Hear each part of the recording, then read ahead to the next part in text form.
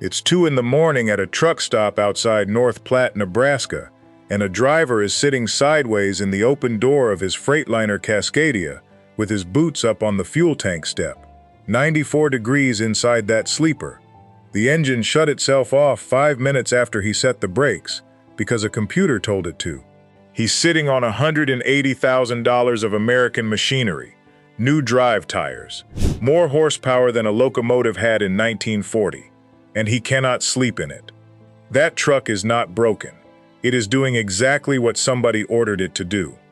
So why does a $180,000 truck end up being the reason a man quits?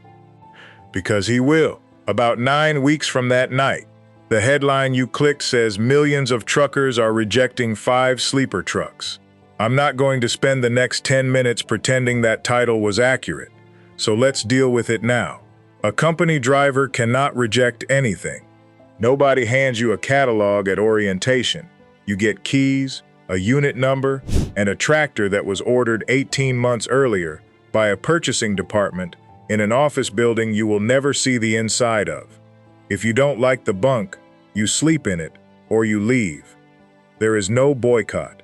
Nobody is passing a petition around the fuel island at the Loves on I-80. The rejection is real. It just gets filed under resignation. Large truckload carriers in this country run annual driver turnover between 90 and 95%, and they have for as long as anyone has bothered to measure it. When the National Academies of Sciences went back through the American Trucking Association's data for a federal study, the long-run average for the big truckload fleets came out at 92.7%. Roughly a third of new hires are gone inside 90 days. More than half are gone inside 6 months. Now set that next to the rest of the industry. Less than truckload carriers, hauling freight down the same interstates in the same equipment, average under 12%. Private fleets sit around 15. Same roads, same trucks, same freight, and a churn rate 7 times higher on one side of the line.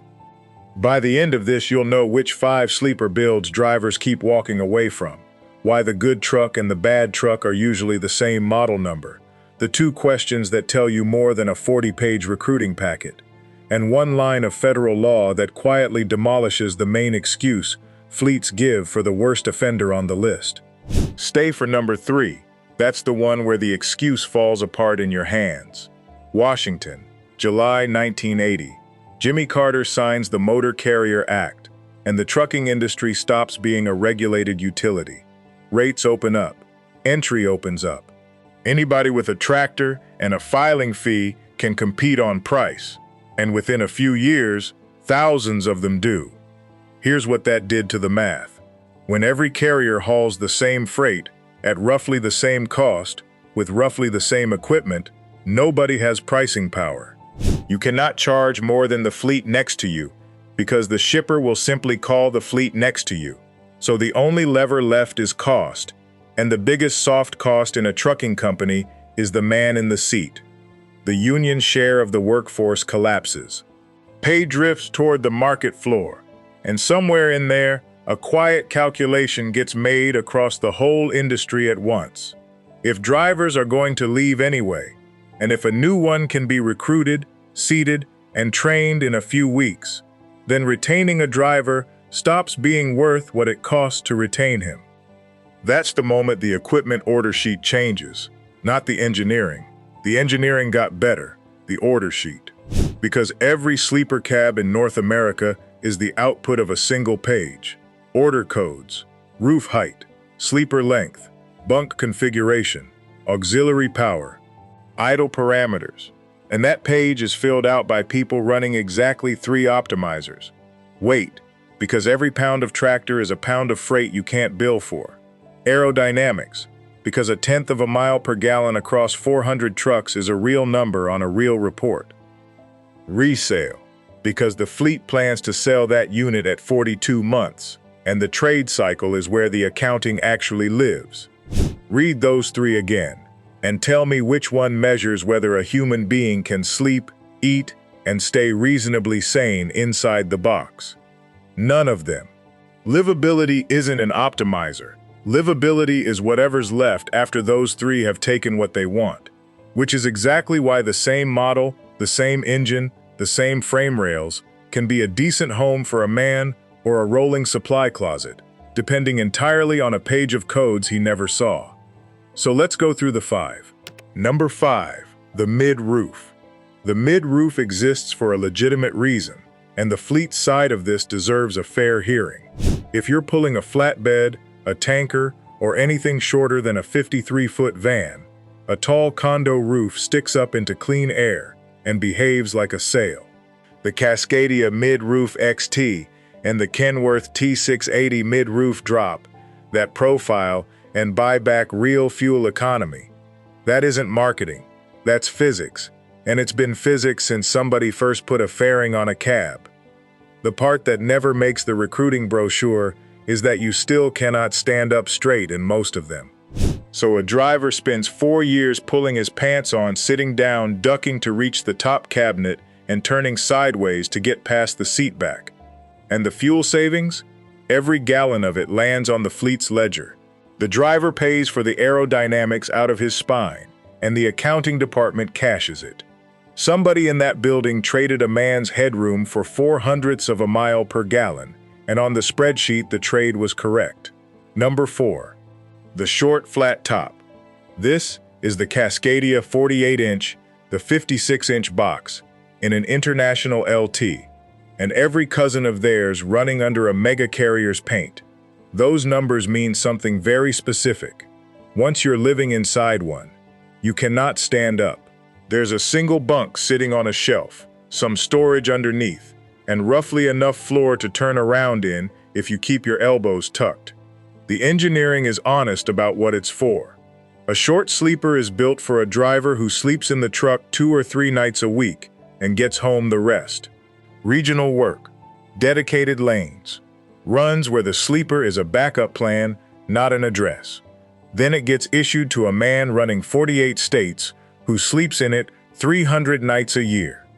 I mean, sit with that for a second. Somebody made a perfectly reasonable engineering decision for one use case, and a purchasing department applied it to a completely different one, because the short box weighs less and drags less. The driver isn't consulted, and the driver is the only person who ever finds out. And the weight argument is real, which is what makes it hard to argue with. Going from a short flat top to a full raised roof condo adds genuine poundage to the tractor, and on a bulk hauler or a heavy tanker outfit, that's freight you legally cannot carry. So the fleet orders short, and on paper the fleet is right. What the paper never records is a man storing his groceries, his clothes, his tools, and his rain gear in a space smaller than a hall closet, changing flat on his back, and eating every meal in the driver's seat with the plate on his lap. Do that for a week, and it's an adventure. Do it for 2 years, and it's a reason to go drive a dump truck for a local outfit and be home by 6. Number 3. The truck with no independent heat and air. This is the North Platte parking lot, and it's the single most common thing drivers bring up, in any decade, at any age. Modern trucks ship with an idle shutdown parameter, usually set somewhere between 3 and 5 minutes. Set the brakes and a clock starts running. Most states also carry anti-idling laws with a 5-minute ceiling, so the fleet isn't conjuring the restriction out of thin air. The engine goes to sleep whether or not you're ready. There's a fix. It's called an auxiliary power unit, a small diesel or a battery bank that runs your heat, your air, and your outlets with the main engine shut down. It's a solved problem. It has been a solved problem for 20 years. An APU runs somewhere between $8,000 and $13,000 installed, and it costs you roughly 400 pounds of payload. 2 visible columns on a spec sheet, a dollar figure and a weight penalty, and the man trying to sleep in a metal box in Laredo in July doesn't get a column at all. Except here's the part nobody puts in front of drivers. Pay attention to this next bit because it explains the whole video. Federal law already handed the industry the answer. Title 23 of the U.S. Code, Section 127, Subsection A, Paragraph 12. Any heavy-duty vehicle equipped with idle reduction technology is allowed to exceed the gross weight limit and the axle weight limit by up to 550 pounds, specifically to compensate for the weight of that equipment. Congress wrote the first version of it into the Energy Policy Act in 2005 at 400 pounds, and raised it to 550 in the 2012 Highway Bill. A typical APU weighs about 400 pounds. The allowance is 550. So the payload argument, the one that gets used to explain why your truck shuts off on you at 2 in the morning in 94-degree heat, is a load Congress already agreed to carry for you. If you're wondering how that squares with what your fleet told you, so is everybody else. Now, I'll be straight about the caveat, because it matters, and because somebody in the comments knows it. The federal allowance was never written as a mandate on the states. Most states adopted it. A handful never did, California and Hawaii and a few others. And enforcement of the full 550 versus the older 400 still varies at the scale house. So it's not universal, and a driver should know his lanes. But that's a paperwork wrinkle across a few states. It is not an engineering constraint, and it is not a reason 400,000 trucks in this country have no way to make cold air with the key off. The weight excuse survives because nobody made anyone check it. What's left is the $8,000 to $13,000, which is a purchasing decision, not a physics problem. Which is the difference between we can't and we'd rather not. If this is landing, hit subscribe. I break down the machinery and the money behind it every week, and most of what I end up covering starts as something one of you left in the comments. While all of that is happening inside the fleet trucks, something close to the opposite is going on at the other end of the market, and it catches good drivers who thought they'd bought their way clear of the problem. Number 2. The premium sleeper that lives at the dealership. The Volvo VNL 860 with the 77-inch sleeper is, by most honest accounts, the best factory living space in American trucking. Quiet cab, real insulation, a layout designed by somebody who clearly understood a person would be inside it for years. Drivers who live in one defend it hard, and they aren't wrong to. So why does it turn up on rejection lists? Because a bunk you can't reach doesn't help you. The complaint from owner-operators, over and over, isn't about the sleeper. It's about a Tuesday in Wyoming when a sensor drops. Proprietary parts, dealer-only diagnostics on certain faults, a service network that's real, but thinner on the ground than Freightliners. 4 hours from the nearest shop that can actually talk to your truck. The finest living space in the industry becomes a very comfortable place to sit and not earn money. 9 days in a motel next to a service bay will change how a man defines comfort. And notice what that has in common with everything else on this list. Same 3 columns, just pointed at a different person. The fleet that orders this truck is optimizing its resale value at 42 months, not your uptime in year 6. When it hits the used market and an owner-operator buys the nicest bedroom on the lot, he inherits a spec that was never chosen with his repair bill in mind. That's the honest trade-off, and reasonable drivers land on both sides of it. It's still why the truck with the best living room in the industry ends up here. Number 1, and this is where the truck stops being the problem at all. Number 1 is the Ultra Sleeper, the Peterbilt 579 Ultra Loft at 80 inches, the Volvo 860, the Kenworth T680 with the 76-inch high roof. Stand-up headroom, a real bed, cabinets, room for a refrigerator and a microwave, and in some builds an actual shower. This is the truck every driver says he wants. It's the one on the poster at the truck show. And drivers are turning them down. First, the payload. All that living space adds thousands of pounds against a lighter build, and every pound comes off what you're allowed to haul. On heavy freight, that's money out of your pocket on every load you ever take. Second, and this is the one that actually breaks people, you have to park the thing. The last federal count under Jason's law put the national inventory at roughly 313,000 legal truck parking spaces. 40,000 of those are at public rest areas. The other 273,000 are private truck stops. Works out to about one space for every 11 drivers on the road, and that inventory has barely moved in a decade while freight volume kept climbing. In 2015, 3/4 of drivers reported trouble finding a place to stop. By the 2019 survey, it was 98%. The American Transportation Research Institute measured what that costs. Drivers lose an average of 56 minutes a day hunting for a spot, which penciled out to roughly $4,600 a year in lost driving time when they first ran the numbers, and wages have gone up since. That's not a fine or a fee. It's money that quietly never appears on your settlement in the first place. Now add the wheelbase. An 80-inch sleeper stretches the tractor. Overall length goes up. Half the older lots in this country were laid out for shorter equipment, and a spot that holds a day cab and a 53-foot van will not always hold you. So the best living space in American trucking arrives with a catch nobody prints in the brochure. You now own the nicest bedroom on the interstate, and there's nowhere to park it. Some drivers burn the last hour of their clock, circling 3 lots, looking for something their truck physically fits in, then put it on an off-ramp anyway.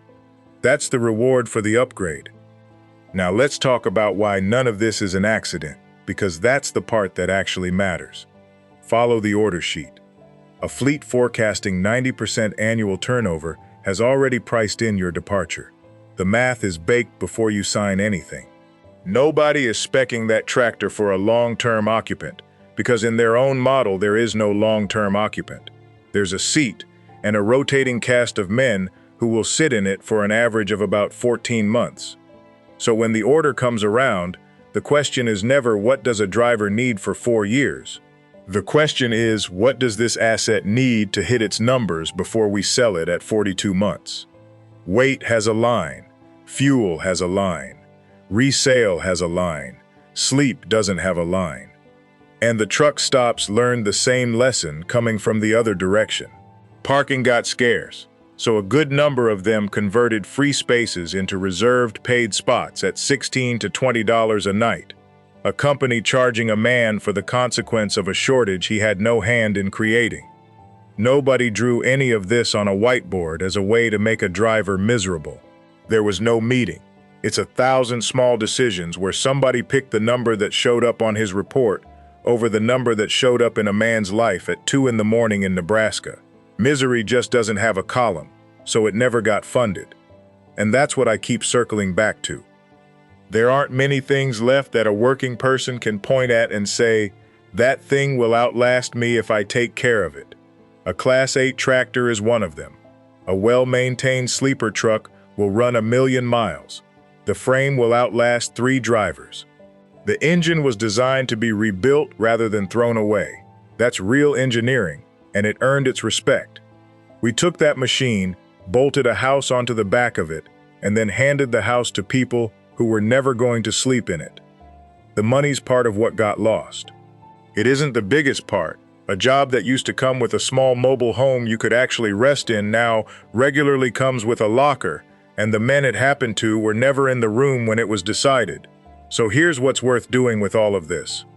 First, if you're still out there, or if you've got a son or a grandson looking at one of those CDL school ads, sit in the actual truck, not the demo unit parked in the lobby with the LED strip in it, the one with your unit number on the door.